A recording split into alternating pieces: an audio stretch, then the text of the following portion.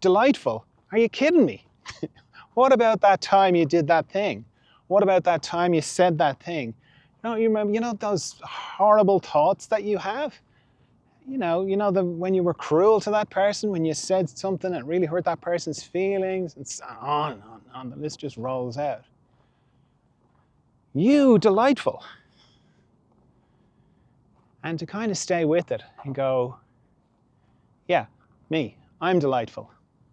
And the world's a brighter place because I'm in it.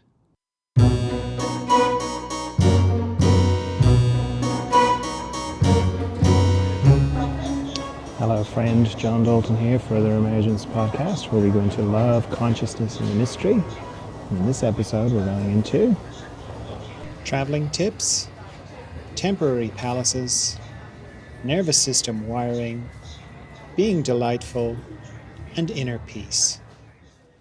Here's a travel tip.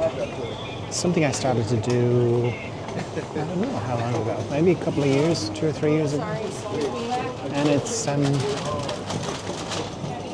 counterintuitive. But you can kind of see around me, like, everybody is kind of into it. So what it is when I travel, I don't eat. Doesn't matter how long the journey is. And if you've fasted for 24 hours, you kind of know it's possible. Most flights aren't 24 hours long. They're just, like this flight I'm on is like 10 hours. Seems like a lot, Don't eat or drink for 10 hours. But when you think about what happens in flight and the sort of pressurization that happens inside your intestines, you only have to think of when you bring a plastic bottle of water on the plane and what happens when you land and how twisted up it is. All that goes on in your guts. So, yeah, not eating. And it's funny, like, when you don't eat, it's surprising how everybody else is really into it, They're just cramming the food in. I know it's from boredom and everything, but still, it's a lot. So, yeah, that's one tip. And then the other tip is to very specifically set an intention for how you want the journey to go. I do that quite a bit as well. So before I go, I kind of think about how it's gonna go, all the different places. If I've got a connecting flight, I think about how that's gonna go, and I sort of think it through about, like, yeah, this is the way I want it to go. Might sound silly, might sound like you're just imagining, but you'd be surprised how it actually goes the way you intend it to go. So yeah, those are my 2 travel tips for you. Spend a bit of time thinking through how you want it to go, how you want the trip to go. Everything from going through security to arriving on time, all that stuff. And then also have a go at not eating or drinking. That's what I do. I'm not saying you do that, but I find it's surprising. I arrive a lot fresher when I don't eat or drink when I travel. So those are my little travel tips. Okay, let's have a look at some of the memes on the Further Emergence Instagram feed. First one says, all palaces are temporary palaces. And that's pretty apropos. I'm in Colorado at the moment. I've got the majestic Rockies behind me, and these are old mountains. They've seen it all. They've seen the palaces come and go. They've seen the bodies come and go, meaning the people's bodies. They've seen, things being built up and then destroyed, and that's our life. That's the way it is. But we kind of forget it. We kind of go, oh no, palaces, I got to get the palace. The palace is what it's all about. And of course it's not, because the palaces come and the palaces go. Now, whether that's the palace that you buy, the house you've always wanted, or whether it's the palace of your body, you work out, you're super fit, everything's brilliant, and then it just, you get older and it starts to break down, and eventually it's going to return.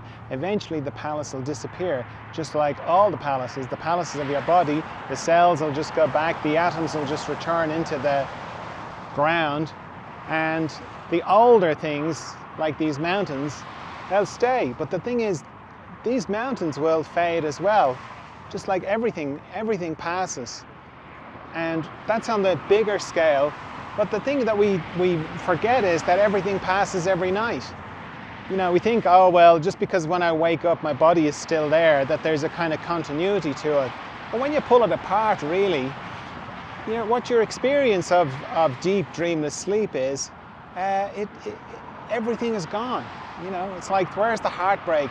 Where's the worry about the bank balance? Where's the argument you had with your father or whatever? That just disappears every night. And you disappear. The body disappears, but you disappear, or I disappear. The personality that I'm so attached to, all the things that I'm so into, it's just gone, you know?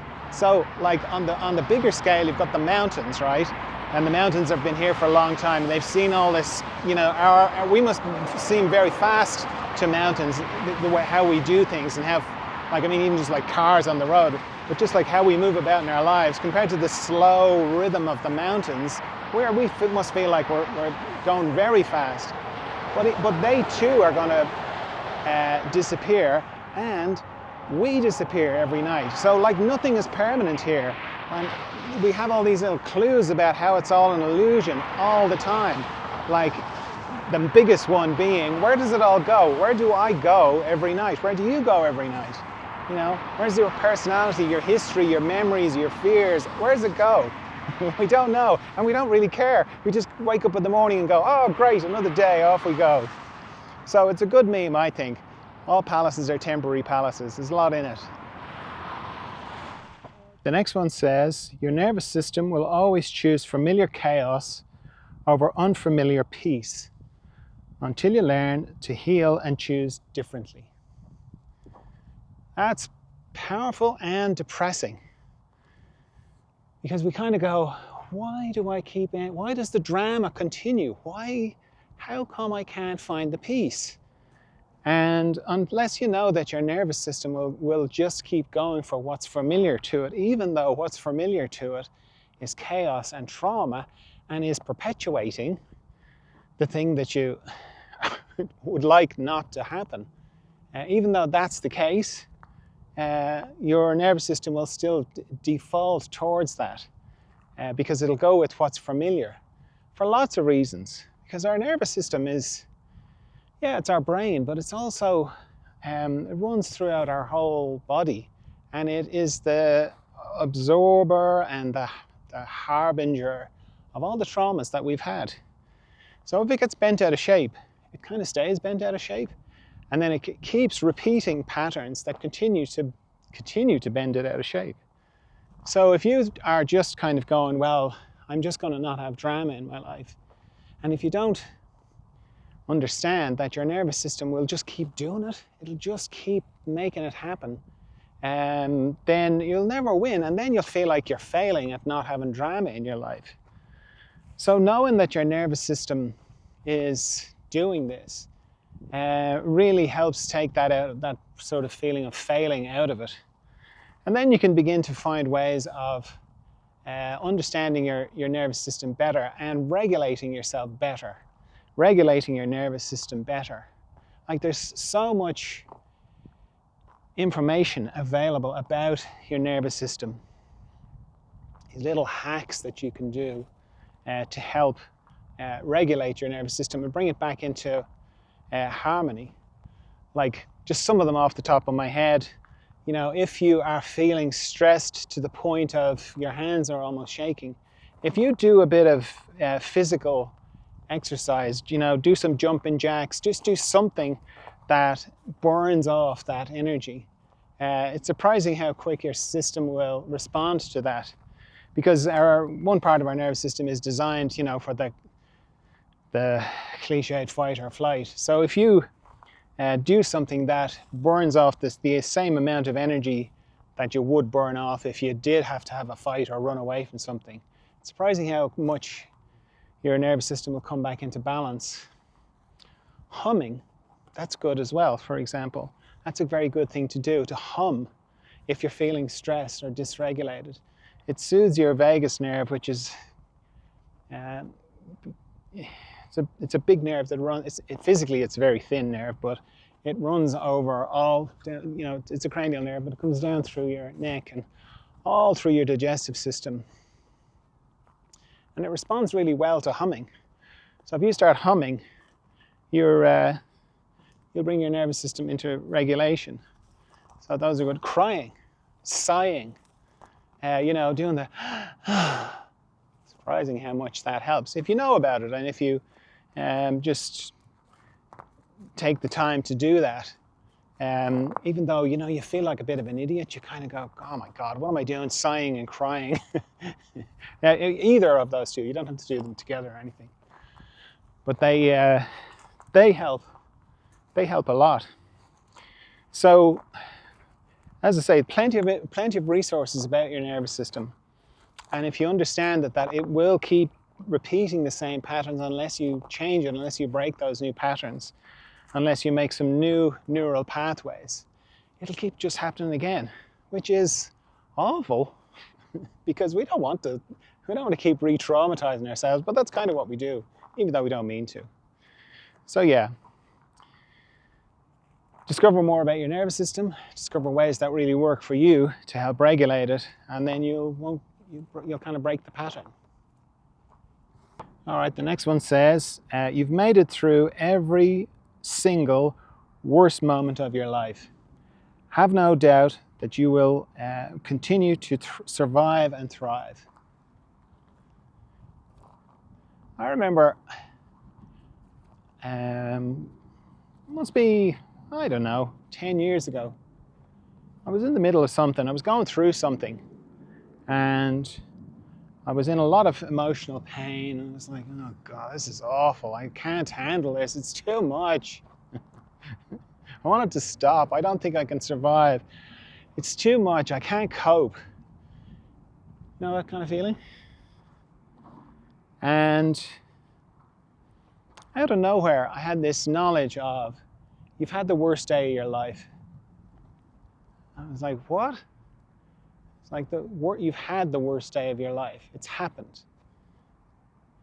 I was like, I've had the worst day of my life. And I kind of knew it was true. Like these kind of communications that come from the mystery, they don't really, they're not linear. One thing doesn't add up to another, doesn't add up to another. It's just suddenly like a package of information, and suddenly you just know. And I just knew I'd had the worst day of my life. And it had happened 20 or so years before that. Well, 15 or so years before that. And I was kind of like, oh, well, I survived that. That was the worst day of my life. It was like, yep, that was the worst day. All future days are not going to be as bad as that. And that's kind of what this meme talks about, is that when you think about the worst moments of your life, you survive them. It's not to say you're not scarred by them. Of course you're scarred by them. We're all, they're not. It's not like they don't have an effect, but we survive them. And that's very helpful. It's very helpful to know when you are in the middle of something and you feel like you're not going to survive. You feel like this is the thing. This thing is going to crush me. I'm not going to be able to make it through this one. It's when it's that bad. God, you're just clutching at straws, any little thing to just get you to the next moment. And this was one of those things, this thing of like, well, I survived every worst moment of my life, and this current moment feels like the worst moment of my life, but I'm going to survive it. I know I'm going to survive it, because I did. Eventually something's going to kill us. And you never know what that thing is. But that's philosophical, and philosophy is useless when you are having the worst day of your life, or when you're having this worst moment feeling, You can know the philosophical stuff, but it doesn't help. But this kind of thing does, where you kind of go, well, I survived everything else. I'm probably going to survive this. And just thinking like that means, in a weird kind of way, that's what gets you to the next moment, And you might have to remind yourself of that a number of times. But that doesn't matter. Once you get to the next moment, that's all you need to do. And those moments add up. And then eventually you're looking back and going, oh, that was rough. That was tough. I don't want to do that again. So yeah, this is very helpful to go, and it sort of makes use of all that pain, you know, all the pain you went through in the worst moments of your life. You can use them to help you when things are bad again, to kind of go, well, I survived. I'm probably going to survive this too. So yeah, if you're having a rough time, I'm rooting for you. I'm sure a lot of people are. And you got through the worst moments of your life, so you're probably going to get through this one too. Just jumping into this episode to tell you about Patreon.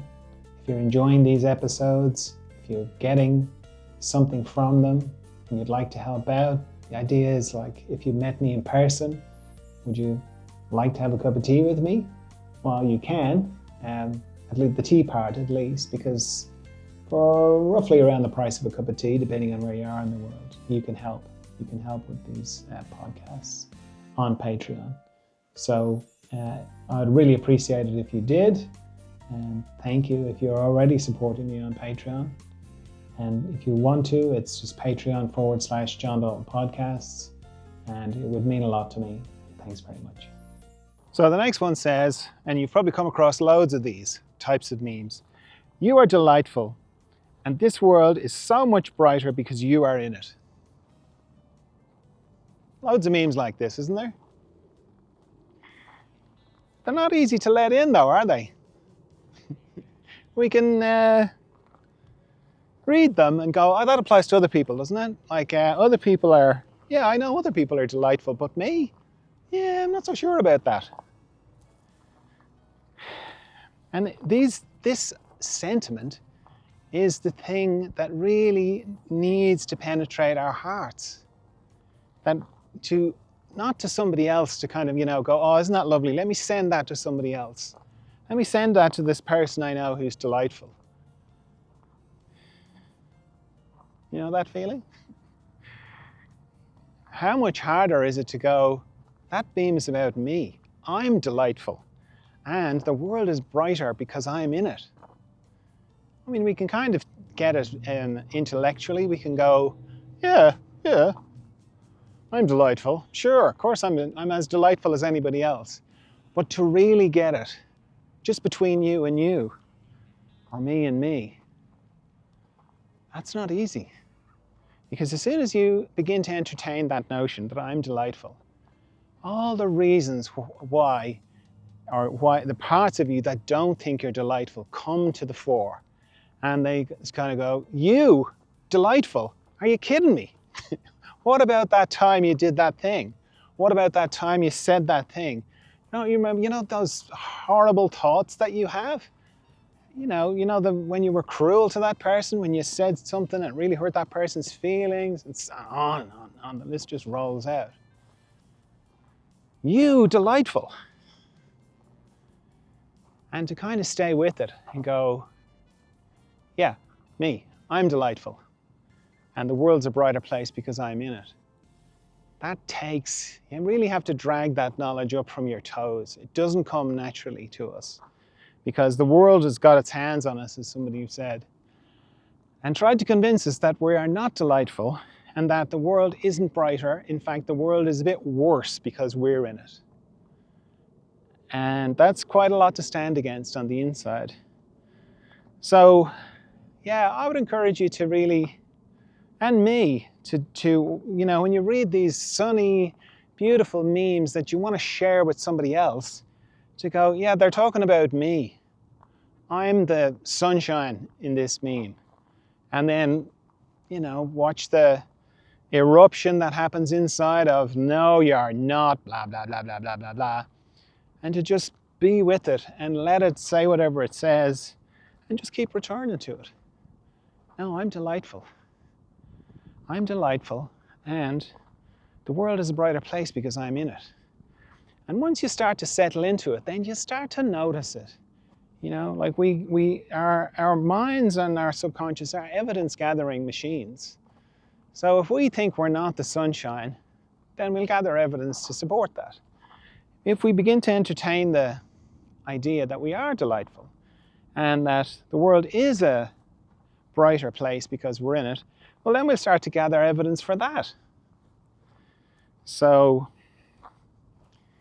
this is one of the ones you have to do for yourself. It's no good somebody forwarding it to you and you kind of going, oh, let me forward that on to somebody else, like a hot potato.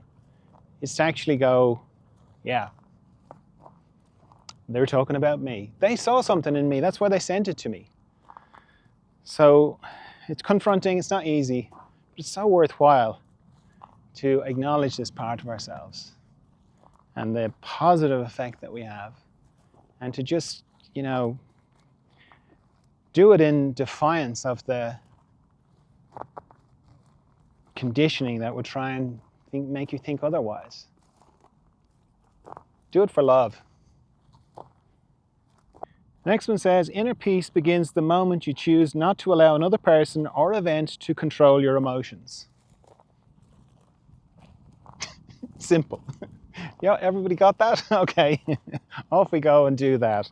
Oh my God, it's one of the hardest things in the world to do. Because existence is designed to be very addictive and to make us feel like we are so influenced by other people.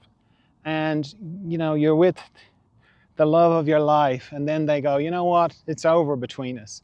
And you're heartbroken. The thing is, like, when you're with the love of your life, you only ever felt the love inside you.